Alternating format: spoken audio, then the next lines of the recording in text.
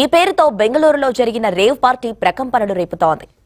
ఏం జరిగింది, ఏం జరుగుతోంది, ఏం జరగబోతోంది నాకిప్పుడే తెలియాలి.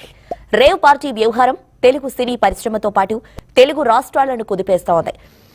అసలేంటి గురు సంగతి? 100 మంది వరకు పాల్గొన్న ఈ పార్టీలో తెలుగువారి ఎక్కువ మంది ఉన్నారు. రేవ్ పార్టీలో ఎమ్మెల్యే కాకాణి గోవర్ధన్ రెడ్డి పేరుతో పాస్ ఉన్న కారు కూడా లభ్యమయ్యాయి.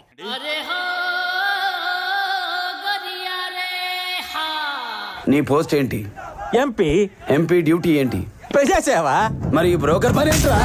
జరుగుతున్న రేవ్ పార్టీపై పక్కా సమాచారంతో పోలీసులు దాడులు నిర్వహించారు. పద ముందు స్టేషన్కి. చైతి నటి హేమ రేవ్ పార్టీలో పాల్గొన్నట్లు సిపి దయానంద్ క్లారిటీ ఇచ్చారు. ఇది మరీ బాగుంది. వంకలేనమ్మా డొంకట్టుకుని నేర్చిందంట.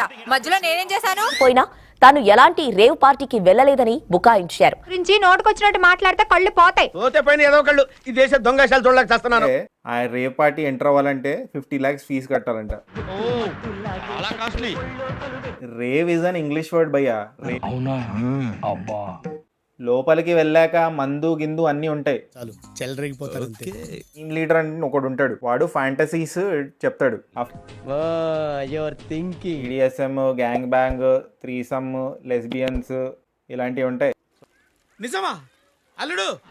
పేర్లు వింటుంటేనే గాల్లో తేలిపోతున్నట్టుందండి. మ్యాటర్ ఇంకా బాగుంటుంది. వాళ్ళ నైట్ అంతా పొద్దున దాకా ఆ ఫ్యాంటసీస్ ని ఎక్స్పీరియన్స్ చేయడంలోనే ఉంటారు. ఇలాంటివంటే నాకు బాగా ఇంట్రెస్ట్. మనకి చదువు తప్ప అని ఇంట్రెస్ట్ తినా. నైట్ మొత్తం ఇదే జరుగుతూ ఉంటది మార్నింగ్ దాకా. ఒక అమ్మాయి మినిమం 10 times. అంటే సో వాళ్ళ వైఫ్ ని వాళ్ళు సాటిస్ఫై చేయరు కదా, సో వేరే వాళ్ళు సాటిస్ఫై చేయడం వీళ్ళు చూస్తారంట. మంచి మంచి కట్టుబాట్లు సార్. నేను అన్ని ఆన్లైన్ లోనే ఉన్నాను. నేను మంచిగా ఫామ్ హౌస్ లో ఎంజాయ్ చేస్తున్నాను, చిల్ అవుతున్నాను. రాత్రి ఎక్కడ ఉన్నావు? ఇంట్లో. ఏ ఇంట్లో? మా ఇంట్లో.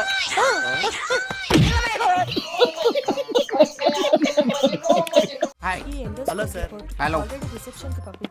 Hi Julie. మళ్ళీ కొట్టాడు. నేను ఎక్కడికి వెళ్ళలేదు. నేను హైదరాబాద్ లోనే ఉన్నాను. నమ్మొచ్చా? నా మీద నాకే నమ్మకం లేదు సార్, మీరైనా నమ్మండి సార్. సో ఒక ఫామ్ హౌస్ లో ఎంజాయ్ చేస్తున్నాను, చిల్ అవుతున్నాను.